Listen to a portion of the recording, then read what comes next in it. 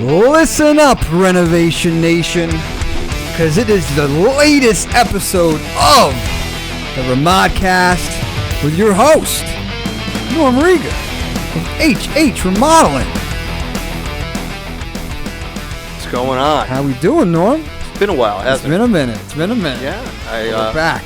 Yeah, we've been filming some new content, but I think it's been a bit since I was in the chair doing the ReModCast. So yeah. Good to be back. Absolutely. So yeah, getting some new content. A lot of fun, interesting projects on the way. I mean, I've seen them personally, so a lot of good fun stuff coming your guys' way. Anywhere you want to start? Any upgrades or any, what's top of mind right now for Norm? Nah, just kind of want to update everybody on what's going on with the company. We're seemingly still growing in spite of economic uncertainty. That seems to be a topic on everybody's mind, whether it's in your day-to-day life, has nothing to do with renovations. But I also find people asking a lot more questions on how what's going on in the eco-political climate might be affecting their decision-making on, renovations and future, capital expenditures. So, that's on everybody's mind, and we're trying to belay some fears and concerns and answer some questions, really good questions in some cases. People want to know, do they expect material costs to go up, or do they expect, so you sign a contract now in June and, things go crazy, and when it comes time to do their project in September, October, November, are they going to be looking at surprise extra charges, whether it be tariffs or tax issues or even sourcing or logistics issues. Mm-hmm. As of right now, it really seems fine. I've only had implications on one very small individual pocket of my industry, and that is fasteners. Yeah. I don't even know if it's really the tariffs that hit, but one of the first things that prices went up on because of even the implication of tariffs was fasteners. So we had an increase in prices of nails, screws, any type of very small fastening product that comes from overseas. Mm-hmm. But that's such a minimal part of your job, it hasn't affected my pricing for renovations. So we haven't raised our price of nails and screws, because nails and screws are almost like a consumable product that we do business with. It's kind of like pencils or the things that we go away. So as of right now, no future impact on the horizon that we've been notified of. And I got to tell you, my suppliers are in tune. So if there was something coming down the pike, like when we had the lumber commodity crisis about 4 years ago, my suppliers were forecasting that to me well in advance of it coming down the pike, because they're very in touch with their wholesalers. Their wholesalers are in touch with their sourcers. If there's importing involved, if there's overseas containers, if there's trucks that have to come in from Canada, they're very in tune. So we knew about the lumber 500% price increase that was horrible, that happened probably about 6 months before it happened. And right now we're in June of 2025, and in spite of all the economic uncertainty, nothing's been forecasted my way other than things that are equivalent to normal price increases. Every year stuff goes up. Yeah. And that's kind of how I answer people. What they're in essence asking is, look, we probably have the money to do this project. We'd like to do this project, but would we be better to wait 6 months, or would we be better to wait a year? Mm-hmm. And the answer to me is that in my 20-something years in business, it's never, ever, ever gone down, no matter what. Yeah. Whether there's a crisis or a pandemic or a lumber spike or political economic turmoil, my costs go up every year. Your employees get a raise every year. I haven't really noticed the cost of gas coming down. The cost of buying new vehicles hasn't come down. The cost of operating, rent seems to go up every year. Insurance goes up for sure every year. So your renovation is definitely going to be more expensive next year than it is this year, even if prices don't go up.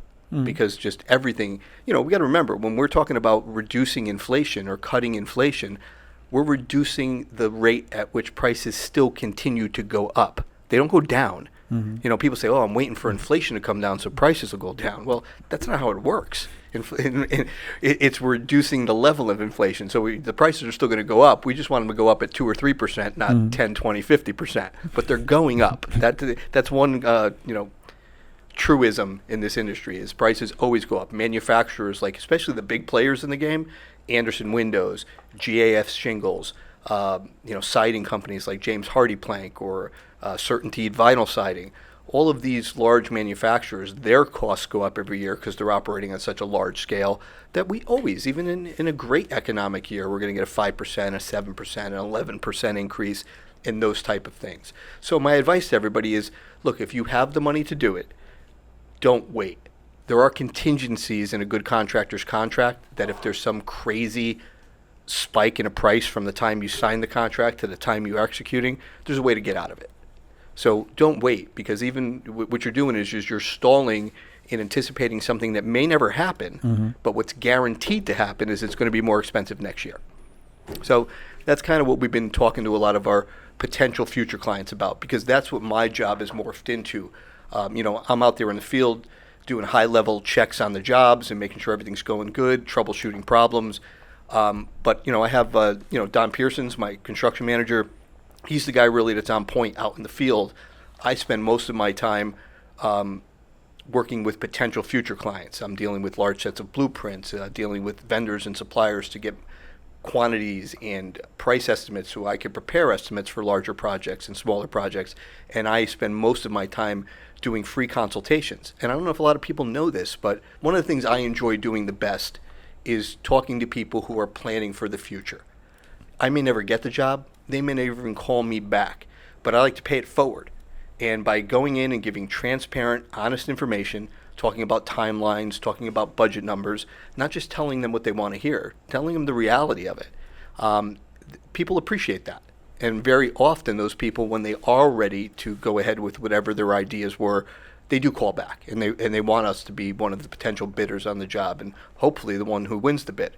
So one of the things that we offer that a lot of people don't realize is you may not have your blueprints yet. You just may have these ideas in your head. You're excited. Hey, I want to do an addition over here, and I want to renovate the kitchen there, and I want to bump out back there and put a powder room on, and then I want a covered patio in the backyard with an outdoor kitchen, and you have no idea how much this stuff costs. Which why would you? You're not in the industry. And even if you did this 5-10 years ago, you don't know how much it costs now. So I go out and I give people just high-level, transparent, talking about pricing right when I first meet you. Here's what I think tell me about your kitchen project. Okay, I think you're going to be in this range for what you're describing. All right, you want to do an outdoor covered patio? I'll ask a couple questions. What type of, are we doing bluestone? Are we doing pavers? Do you want a vaulted ceiling that's stained wood, or do you want a flat ceiling that's PVC? We get some basic information, and I say, okay, you're in this range of a price for what you want. And then they almost can choose like an a la carte menu. Okay, well, our budget is X. He named 5 things that are out of our budget if we add them all up, but maybe we'll do 1, 2, 3, and 4. Great. Now that's what you go commission the architect to draw for you. Because as we've talked about in the past, one of the things that happens a lot is I get the call, hey, Norm, we finished up with our architect. We have a full set of plans, construction drawings. We'd like you to give us a bid on it. And they're not just calling me. They're calling other general contracting firms. And maybe in their head they thought their project was $250,000. And then they talk to 3, 4, even 5 contractors, which I don't recommend. And they find out that it's a $400,000 project. So now what do they have? They have a $15,000 set of plans that they just paid for that are useless. You can't make revisions either, right? It's going to cost money to make revisions. Not revisions to save a couple $100,000. That's almost, that's back to the drawing board. Yeah. So the prudent thing to do, and we talk about this all the time. You and I both belong to LaTip groups and networking groups, and one of the things that I preach almost week after week is plan ahead, plan ahead, plan ahead. You want to be talking to your contractor a year before you're doing a big project. You want to be talking to your contractor 4 to 6 months before you're doing a mid-sized project like a kitchen or a bathroom. Can we start a bathroom in 2 months? Absolutely. But if you're trying to get budget numbers before you're hiring an architect, you need to be way ahead of the game. Absolutely. I don't want to go back because you touched base on a lot of stuff, but it's very surprising that we had like the COVID era, which were supply chain issues, and now we have the tariffs, and I feel like every industry, even if you don't get supplies from overseas, are like raising their prices from tariffs. So it's surprising that the industry hasn't dramatically shot up and there's crazy. I'm just as surprised as you are, because people take advantage of fear, and they'll raise their prices in anticipation of what's going to happen, and that's not necessarily a prudent business practice, depending on what field you're in, of course.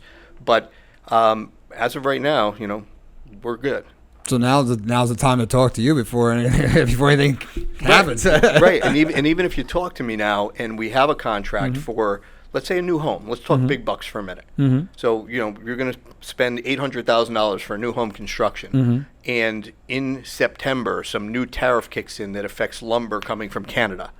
And lumber goes up 300%. Well, in that $800,000 job, the lumber's probably $60,000. So if your $60,000 lumber went up 25%, you're talking $12,000 in your $800,000 job. So even in a catastrophic 25% increase on lumber, it's still only one small percentage component of your job. Now, I'm not trying to dismiss the value of money. $12,000 is $12,000. I'm not sneezing at it. But it doesn't make your $800,000 job a $1.1 million job. It makes your $800,000 job an $812,000 job in that example. Nice. Good stuff.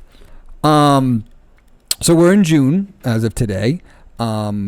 Is there what's the new? I have seen you doing a lot of outdoor kitchen entertainment areas. Yep. Is that the new hot trendy project nowadays? It's hanging in there. So it became, and I don't know necessarily what trends. I can only really speak to what I'm getting more calls for. So I feel like it came up as a trend sometime about this time last year. And we did a handful of them between last year and now. But I'm finding in the plans I'm receiving from people, I look at a lot of blueprints every week. And the plans that get sent to me, almost everybody's trying to incorporate that as a potential component. They always want it bidded separate. Because they're not sure if they're going to do it. It's just a want, not a need. But I'm seeing more and more outdoor covered structures attached to the home for outdoor entertaining and living and enjoyment on the plan. So, yeah, you could say it's on trend. Is it beneficial or not to, when you have the consultation and you're doing the bid, to have it as part of the whole home? We want to do the kitchen, the bathroom, and entertainment outside, or is it better to keep them separate where they want to make a decision? Like, will it benefit them to clump everything into one big project? There is an economy of scales that does save you for more. The more you do at one finite period of time or simultaneously will save you money. But I don't want to overstate that. So let me give you an example.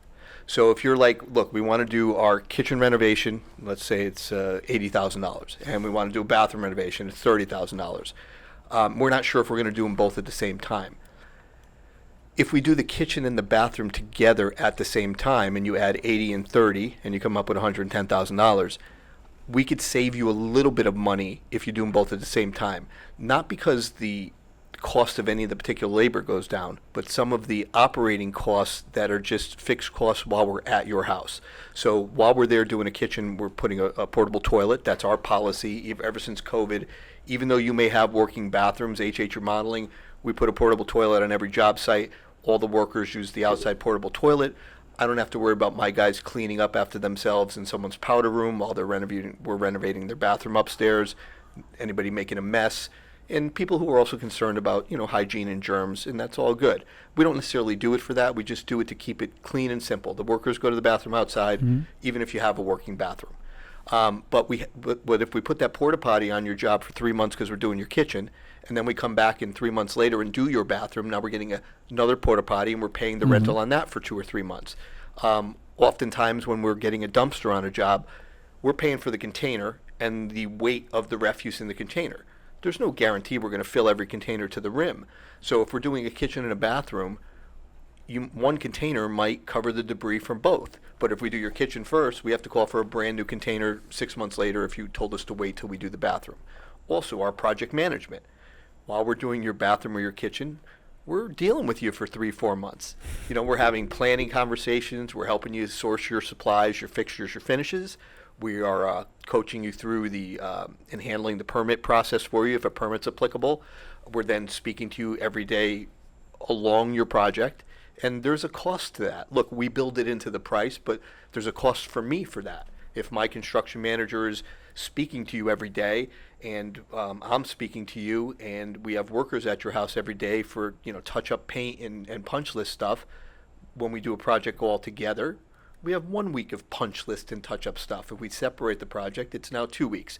So that $110,000 project could get a lot closer to $100,000. It's not going to save you a full 10, 12%, but it might save you 3 to 5 by packaging them together if it fits in your budget. But it's not so cost prohibitive that if you say, look, my budget is my budget. I would love to do the kitchen and bathroom at the same time, but this is all that I have this year. It's not going to cost you double or 40% more. We'll build it in, but there is like a 5%, 3% savings by packaging. Also for inspections. If we're doing a kitchen and bathroom, we're sitting waiting for the plumbing inspection, the electrical inspection, the framing inspection, the insulation inspection, and then the 4 finished inspections. Well, we have to do that for kitchen, and we have to do it for bath. If we're doing all the plumbing at the same time, I'm calculating that we're sitting for 1 plumbing inspection, we're sitting for 1 electrical inspection, we're sitting for 1 framing inspection. So that's the economy of scales that drives the savings by packaging multiple renovations together. I think that's a common misconception, because I'll be out with you filming and there'll be talks like, like people don't understand what goes into it. Like there is rentals, there is your cost, there's stuff that you need to pay for, and they'll be like, just change this one, or just nix that, and they think they're going to save a tremendous amount of money, because it's like you made the whatever, there's just cost involved in those things that Look, labor is our most expensive cost, and people still have it in their head that their labor cost is the same as my labor cost, but that's not how it works. That's like going to a steakhouse and saying, why am I paying you $60 for a steak? I could buy this for $22 in the grocery store. You sure could if you do it yourself. If I'm paying somebody $25, $30 an hour, you could certainly hire a guy that you could pay $20, $30 an hour to do whatever you want in your house. But if you're hiring a firm and the employee cost is $25, $30 an hour, just to break even, we have to be charging or billing out at a rate of $100 to $150 an hour. Because not only do we pay them their $25, $30, $40 an hour, we're paying the employee's contribution to federal and state taxes. We're paying workers' compensation insurance based solely on their hours alone. It's a very individualized cost based on their working category. A carpenter more expensive than a painter more expensive than an administrative assistant, and so on. There are costs associated with labor. So just me sending a guy out to fix a piece of caulk, an hour, just throwing some caulking in a bathtub, you'd be like, well, what's that cost? Well, while we're on a job site, it doesn't cost me anything, really. But if I'm taking a guy that should be working somewhere else, putting him in a truck, sending him to a store to buy some caulk, drive to your job, put the caulk in, and then drive back, that's a half a day. If I actually billed you for that, you would think I was insane because I'd have to charge you $600 to do that. So the more things, and that's why we talk to people at the end of the jobs and we say, please, we're going to come back and stand behind our work. You're going to have punch list items that come up. As a house settles, you're going to notice maybe a nail pop in some sheetrock where you see the nail sort of peeking through the paint, or you'll notice the crown molding maybe dries out a little bit and you get a gap in the corner.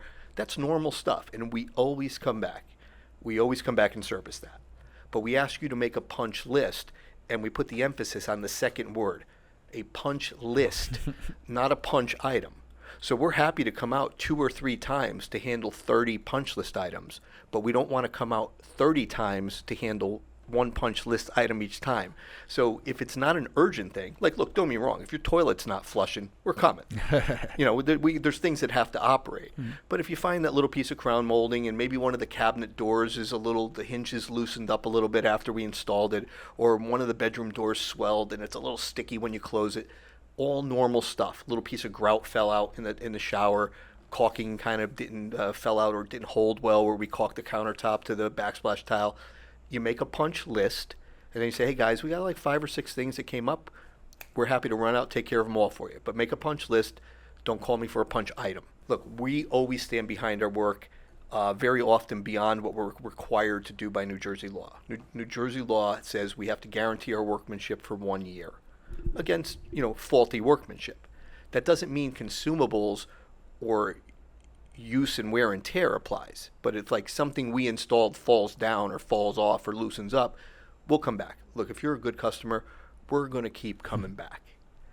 And that leads me to kind of like a sensitive subject with me, which I certainly understand being a consumer myself, is nobody wants to write the last check. They're scared to write the last check. You know, they're always worried that when I sign that check and hand it to you, you're never going to come back. You know, or like, let's say, for example, here's one that came up recently. We finished up a beautiful bathroom remodel with a sauna. Nice. And we custom made sauna. We do that now. We should talk about that a little bit. And the shower glass subcontractor came, installed the shower glass, and put the handle on. And I guess the handle, whatever showed up from the order, was the wrong color. But it's going to take about 3 weeks for the handle to come in. Now this bathroom is done. Let's say, for example, the payment remaining for the final payment with the shower glass cost and whatever we did in our last scope of work is $10,000. It's not really fair for you to hold back $10,000 for the shower handle, but they're afraid to. They're afraid, like, if I write this check, well, look, be open and communicative. If you say, look, I feel weird writing you a check for the full amount. I know you only owe me a shower handle. No problem. What do you want to hold back for the shower handle? What do you think's fair? 500, 1,000? No problem. Write me the check for $9,000. You pay me the $1,000 when the handle comes in. But with tongue in cheek for customers that I'm comfortable saying this to, and I wouldn't do it to offend, and I'm not doing it to be snarky, but we stand behind our work. We're going to come back. But if you really draw a line in the sand and you hold out on paying me a very large sum of money because you have fear of some little thing that we're not going to come back for, meaning you're afraid when you sign that final check, I'm not going to come back, so you're going to hold my money hostage for a lengthy period of time, well, then I'm going to prove you're right. Because at some point, you are going to write me the right check. And when you call me in 6 months, the other customer that calls me in 6 months, I'm going to run out and fix that punch list. You're going to call me in 6 months, I'm not going to be as eager because you didn't think I would come back after you paid me, so now I might prove you right for a little while. And again, it's tongue in cheek, but you get the premise. Mm-hmm. Especially if you're working with HH Remodeling and you've gotten the feel for working with me, you've gotten the feel for the guys, the culture of the company, the job. We're in your house sometimes for 6-9 months. You've paid me many payments. We've had change orders. We've negotiated. You should have a vibe for who you're working with at that point. You shouldn't be scared of me. We're not new. We didn't just start the job yesterday. So if you really feel that if you write me that last check that I'm not going to come back if you have a problem, that's, shame on you or shame on me for not giving you the confidence that that's how we operate. But don't hold contractors. Look, you shouldn't pay for a job in full, and this is in all seriousness. You shouldn't pay for a job in full till it's substantially complete and you're satisfied, especially if you get a building permit. It says it right on the jacket. Do not pay the contractor's final payment until the job is done. But if that final payment is huge and the 1 or 2 things you need fixed, you got to make the holdback equivalent to what we owe you and you owe us. It should be similar. Yeah, sure. If I owe you $10,000 worth of work, you should be holding back $10,000, $15,000. But if I owe you a special order doorknob because the doorknob came in and it was missing parts and it's a $40 doorknob, hold back a couple $100. Mm-hmm. But you can't hold back. You shouldn't hold back $5,000, $10,000, $15,000, $20,000 if we only owe you a doorknob. Because nowadays things happen, and oftentimes we're relying on our vendor. So, for example, we had a client where we put in a patio door. The door came in with some imperfections from the factory. So we spoke to our wholesaler, who we purchased the door from, mm-hmm. who in turn spoke to the manufacturer. And I think in this case it was Anderson. Mm-hmm. And Anderson's going to take care of it. It really has nothing to do with me. It's a product mm-hmm. that we installed correctly mm-hmm. that is warranted. Mm. Customer doesn't want to pay until Anderson fixes.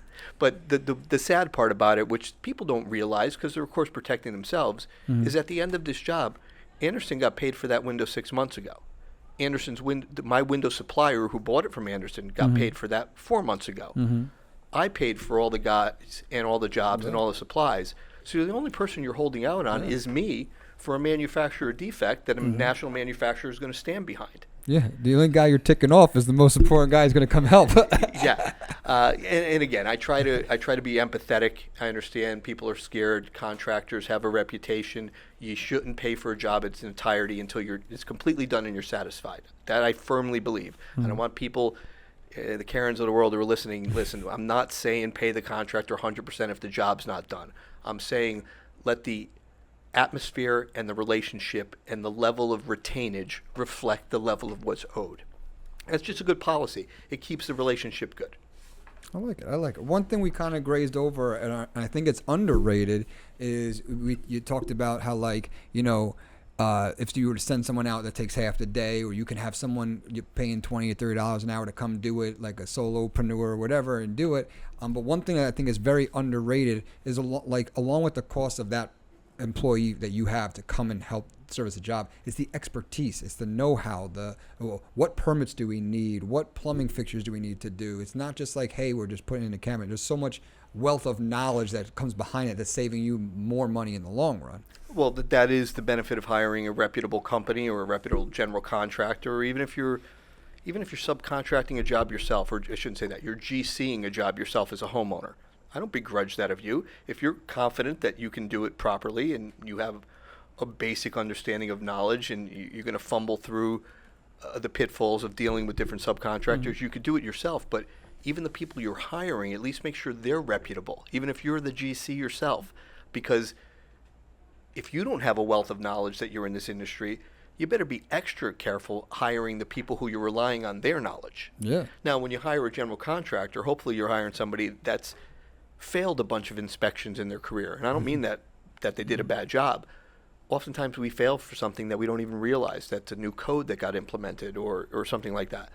So we've learned over time what building inspectors are looking for. We understand energy codes, which are ever changing right now.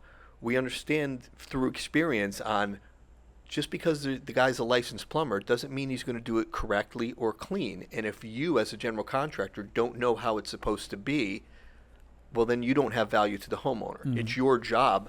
I've never gone to a homeowner and said, my plumber made a mistake, or my tile guy, he screwed up that tile.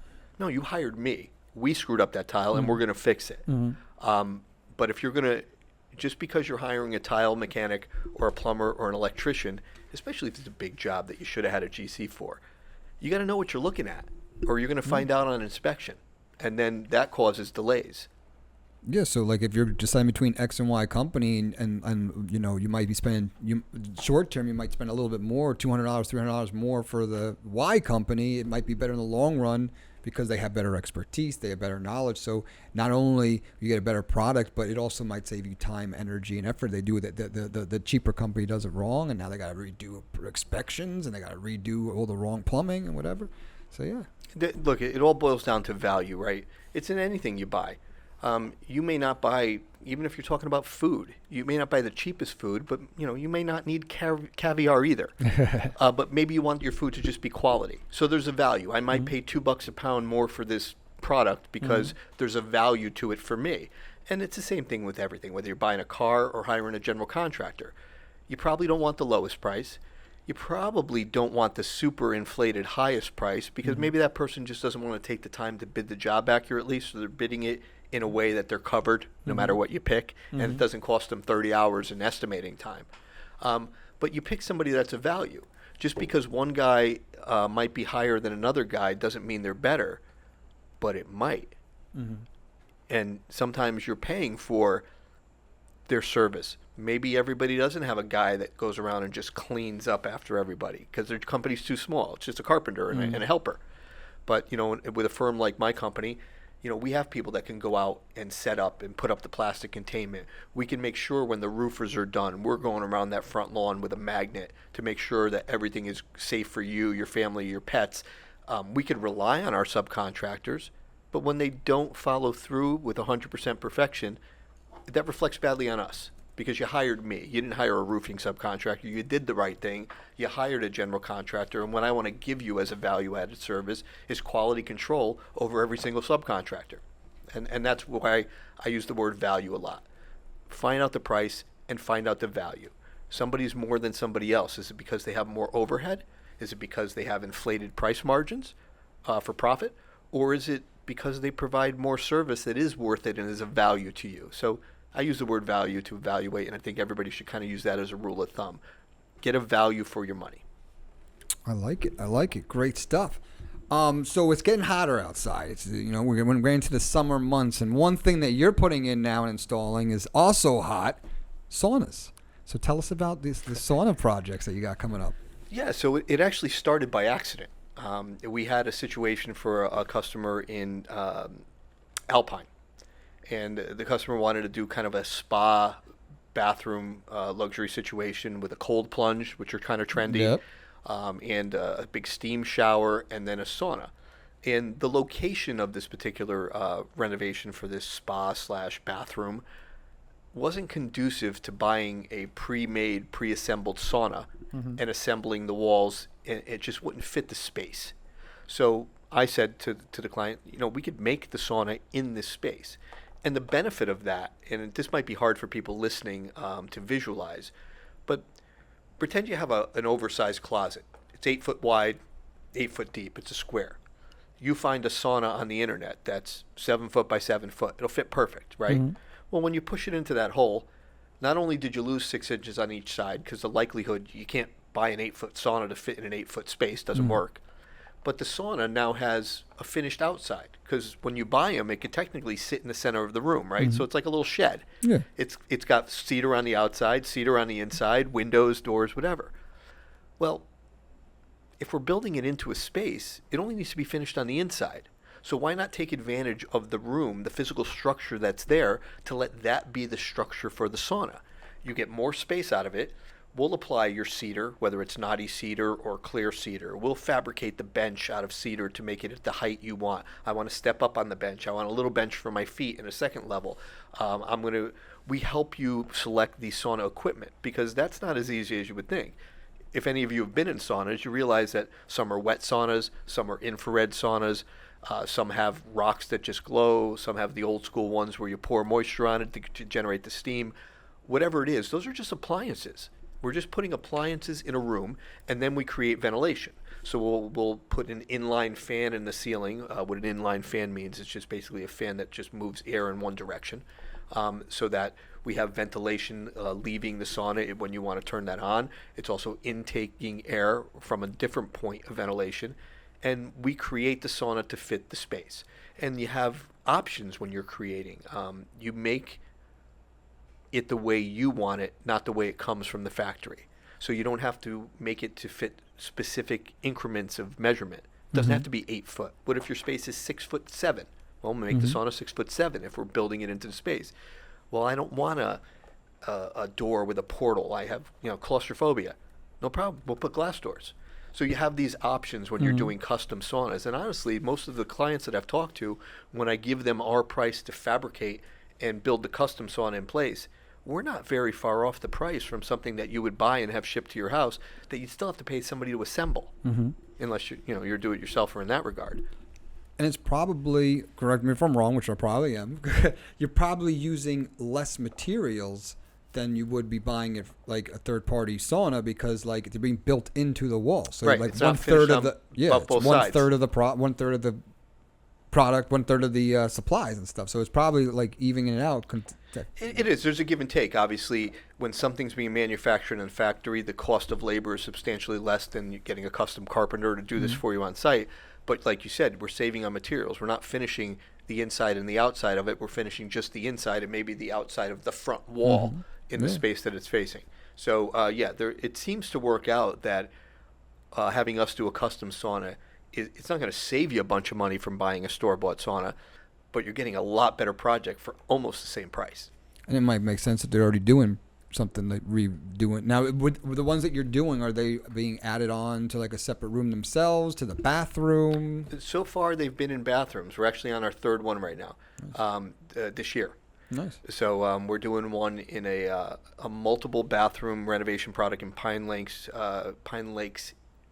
area of Wayne, New Jersey. So there's 3 bathrooms we're renovating, and in one of the bathrooms they wanted a sauna.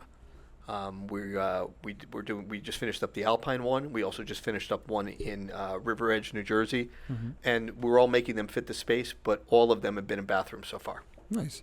And like they because I haven't seen one of these yet. These look like basically like another shower. It's like glass, another glass in the corner. It depends on the kind of door you put on it, but yeah, just picture like for sake of visualizing, picture a walk-in shower that it's a glass door. If you get a glass door, it's not required, but instead of tile on the inside, it's cedar.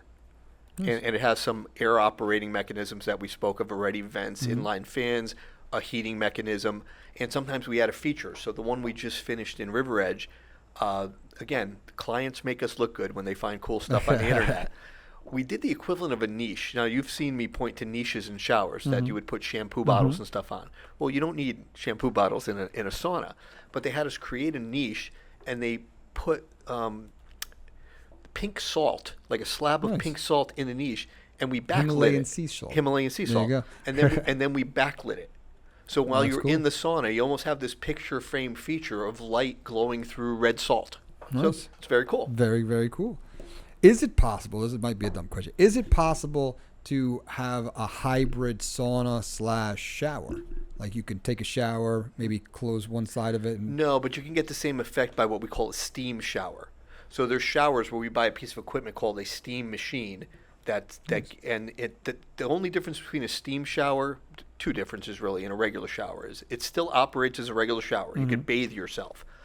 But the glass at the top, which on most showers lets the steam out, have operating panels that close, and then you turn on the actual steam unit, and it blows steam into the shower, almost like body sprays. So you can have a steam in a shower. You close those top glass operating panels, so now you're containing the steam. And then when you want to take a regular shower, you open those panels, and you just shower with regular water. So you'll get your hybrid effect of heat and that the humid feeling by using a steam shower. But most saunas aren't made to have real moisture in them because they're wood. Yeah, probably get moldy. Eventually. And eventually even cedar will rot, even though it's one of the products that lasts really long outside. That's why most siding, before we switch to aluminum, vinyl, and hardy cement fiber, most houses that still have wood siding, they're either cedar shakes or cedar clapboard. Even though it's painted and you can't tell, it doesn't look red. Most good quality fences, before they started making them out of spruce, which is that whiter wood with a lot of knots in it, were cedar. And how you can tell it's cedar is if you don't paint it or stain it, over time it turns that very familiar gray we see. It's almost like a barnwood gray. That's because cedar does weather very well, but it's not made to be in a shower or a wet environment in a home. Nice. Going with the trends of like health and wellness and like saunas, those are trendy things nowadays. Any thoughts or ideas of like the opposite of like the cold plunges, of incorporating them into projects? Look, I've only been asked to do it once, but you got to have a lot of what we call real estate. And I'm not talking about your yard, but sometimes it's hard for me to even fit a freestanding tub into somebody's master bathroom. You know, they want to renovate their bathroom. They've seen really cool pictures online and on their social media, and they're like, I want a freestanding tub. And we've talked about this. Sometimes it's hard to even fit that because you underestimate the space you need for that small tub. And to fit a walk-in shower and a freestanding tub and a double vanity and a toilet takes a lot of space.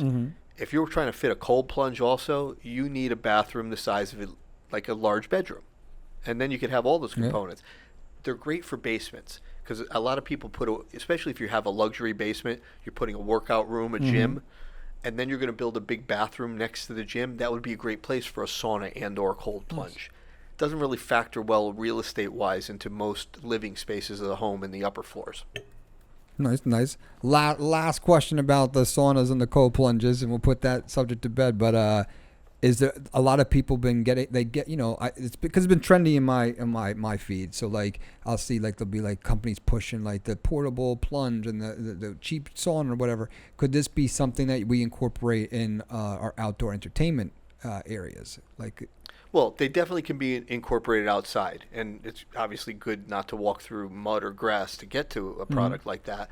I haven't had anybody ask me to incorporate. Like, I've never seen it incorporated into like a covered patio design where the outdoor kitchen or the outdoor entertainment space is going to be. But I wouldn't be surprised if people start having almost like a separate little area for their health and fitness products to be incorporated, because that is the trend. Nice. So I have a little game we can play. Oh, good. Where I just rapid fire. Yeah, I could rapid fire. We call it like take it or leave it. If you like the subject, take it. If you don't want to, or take it or leave it. So I have just a bunch of like short, quick questions or statements, and you can take it or leave it. Give me a try. What are 3 questions to ask before hiring a contractor?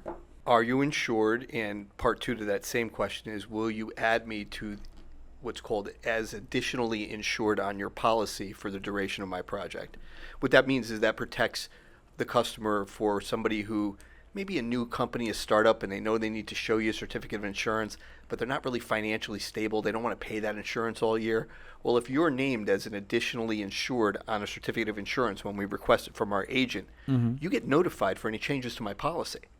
You also have the ability to file your own claim, even if I'm uncooperative and don't think you should file a claim. So first question is, are you insured? And especially, I'm not talking about for painting your bedroom, but for really anything more substantial than that, are you insured, and will you give me a certificate naming me as additionally insured? So that's question one. Number two, how long will it take realistically, and potentially how could that change? If you're telling me a bathroom remodel takes 6 to 8 weeks, what things could come up that should I be prepared for 12?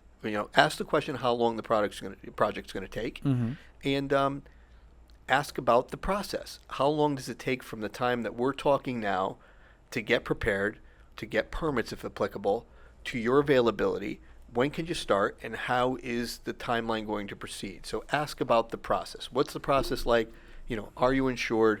How long is it going to take? Those are 3 really good ones that'll kind of save some heartache. In fact, I want to go deeper one real quick if we can with insurance. So you say like some people just want to get the half-assed insurance. Is there a way, or is there a certain question to ask to make sure they got the right good insurance? Well, you yourself would have to know what good insurance is, and most of us it reads like a phone book.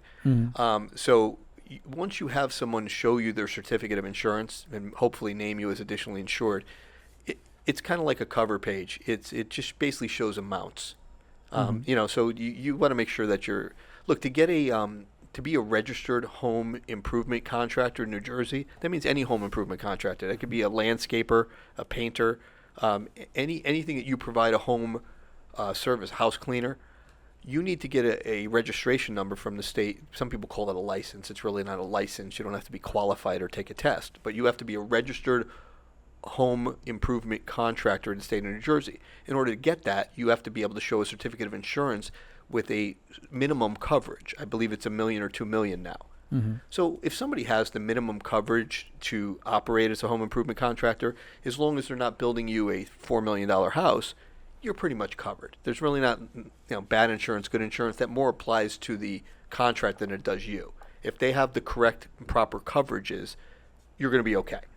But be named as an additionally insured so that if that person didn't pay their insurance premium and they got dropped while they're working at your house, or they canceled their insurance because they didn't want to pay the premium, or they had a gigantic claim against their insurance and their insurance was being pulled. You'll be notified if you're named as additionally insured. That's the trick. Get named as additionally insured. I got to say, I could probably talk about this for a long time, but I've only had in 20 years, less than 30 people actually ask me for my certificate of insurance. We offer it, and we do it as a matter of business because I think it's a proper thing to do. A lot of people don't care, and it's sad. They want the bottom line price very often, and they don't care who's insured and who's not, because they're thinking of short-term gratification of spending a little less money for the least paying guy, but they're not thinking of long-term potential liability. Good stuff. So we'll go piggybacking, this is a good segue. So now that you found your insurance, you found your guy, he's got the good insurance, he added you to the policy, everything's working right, because this is going to be important because open concepts now or a trendy thing, and if the house falls down, you want to make sure that you're insured. But what are the pros and cons, and what are you seeing with open concepts? You've done a couple. I filmed a couple where you removed a wall. There's a lot that goes into that. Any bullet points, pros and cons we want to talk about the open concept? Look, the open concept is always a double-edged sword for me. I think it looks fabulous when you walk into somebody's house and they have an open concept. You walk in the front door, maybe at the living room level, and you could see that living space, the kitchen space, what used to be the dining room space, like all tied in one big room. It's fantastic.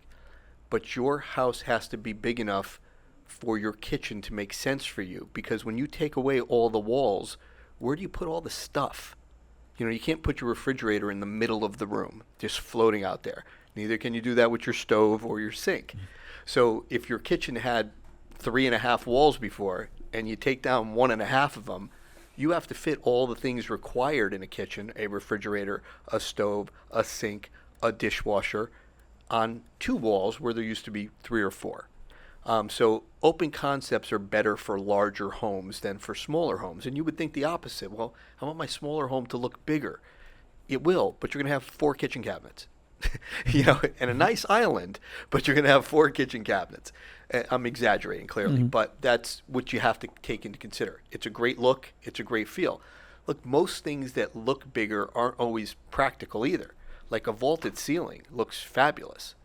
But the reason why houses had attics for hundreds of years and not flat roofs is because the attic was there to provide ventilation space between your top floor living space and the roof that's cooking. And if you take that ventilation space away, your roof shingles bake quicker and their lifespan reduces. It takes more energy to heat and cool your home because you took away that space. Attics are there for a reason. They're not just the place to store the Christmas tree. They're a place that actually provides a ventilation of your house and a protective barrier of an air cushion between the elements and your living space. So vault your ceilings. It looks great, but you're also having a little give and take with that. You're going to lose some insulation value unless you spray foam. You're going to lose maybe a little bit of the lifespan of your roof. And that's just an example. Same thing with an open concept. It looks fabulous, but make sure you have the real estate, I keep going back to that term, to make it make sense for you. Awesome. Great stuff. With our rapid fire questioning here. So I'm going to give you both sides of the coin, but we'll start off with the horror story. Well, not the horror story, but we'll start off with the negative. What's the number one thing that delays projects? Indecisiveness. There you go. That's it? Well, it's the number one. All right. The number one thing that delays projects, because what people don't realize is, especially if you're working with a firm, I'm not talking about a one-man show. If you got a one-man show, guy with a helper doing your whatever project it is, that's different. But if you're dealing with a reputable firm, and there's subcontractors involved, multiple trades involved, let's say, for example, we're at the point where we're wrapping up sheetrock. We know in about a week and a half we have to install your doors and trim. We gave you a door catalog 6 weeks ago. We gave you trim profiles and told you where the lumber yards are to go select your profiles. Now the sheetrock guys are done. They're almost done, and we're saying, okay, what are your selections? We want to get these doors ready. And you don't choose those doors. Now the sheetrocker's done, and you still haven't picked your doors.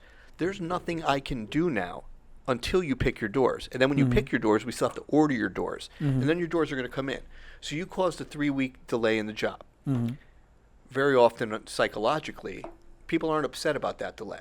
They're like, all right, well, I know I was a little late to getting you the doors. But that's in the middle of the project. Now, 3 months later, when the project's ending 3 weeks late, they often forget about that. They often forget about the 3 weeks that they threw in the mix that caused the job to end. So, but really, be decisive and also be prepared. So I guess the twofold of that is one of the way to hedge indecisiveness. If you find yourself not easily making decisions or being overwhelmed by choices, be prepared.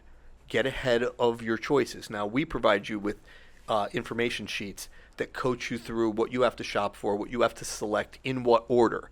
And we give this to you when you sign the contract, very often 2 to 3 months before we start the job.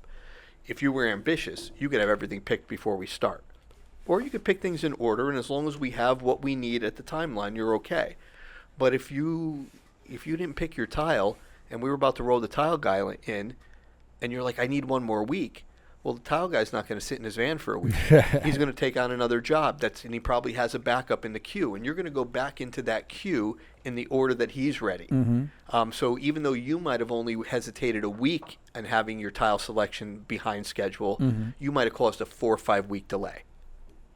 And that also would, correct me if I'm wrong, like the longer this job goes, the longer you need that porta potty, the longer you need staff on board, the longer you... And that actually hurts me because we usually don't go back and back charge the client for that. Okay. I package that as part of my what we call general conditions. So if you hire me to do your renovation and I think it's going to take 10 months, I know it's not an exact science.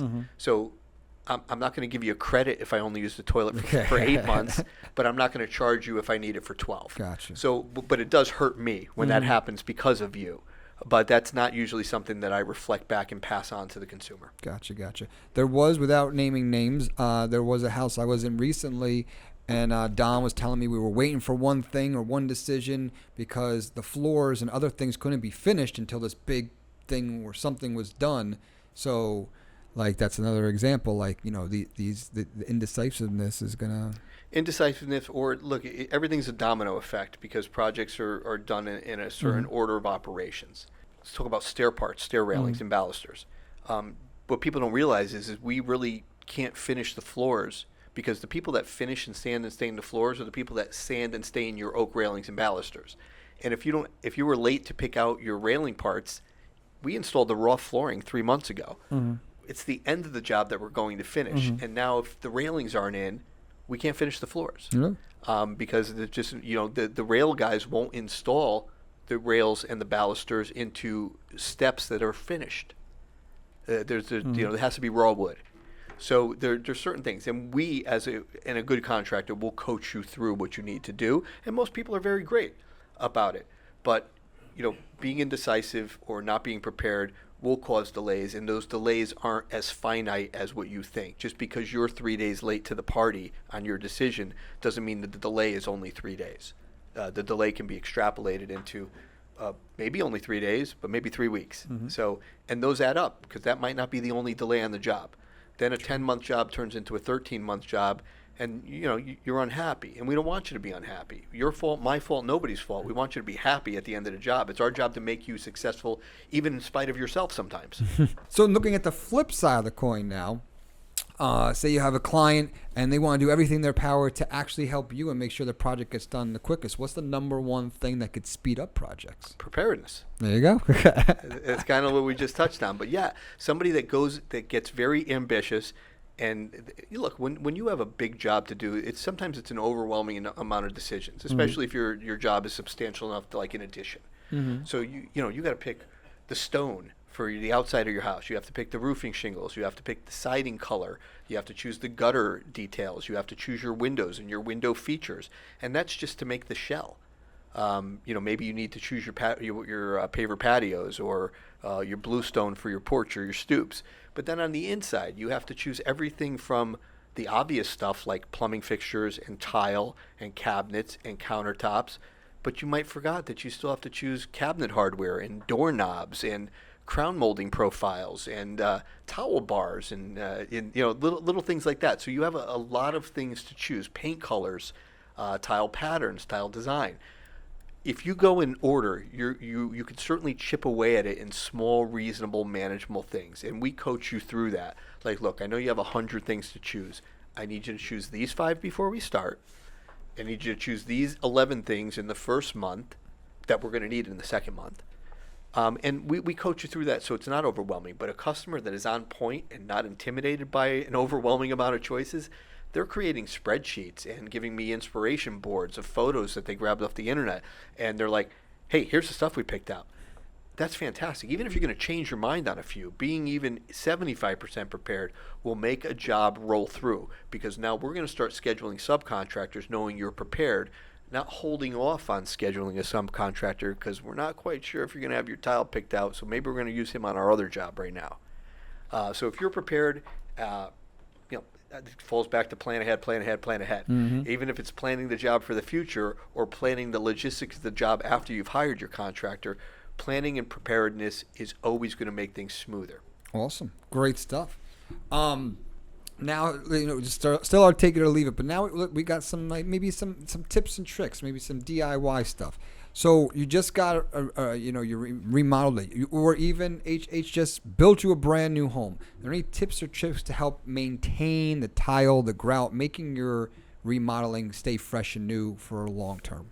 I think it actually applies more to the mechanics of the house and things like that. So paint, grout, tile, hopefully it was properly sealed when it was installed. There's not a lot you could do about that. There's going to be some settling, especially in a new home where grout might crack and flake away, and we're going to come back and take care of that. There's not a lot you could do prophylactically to prevent that.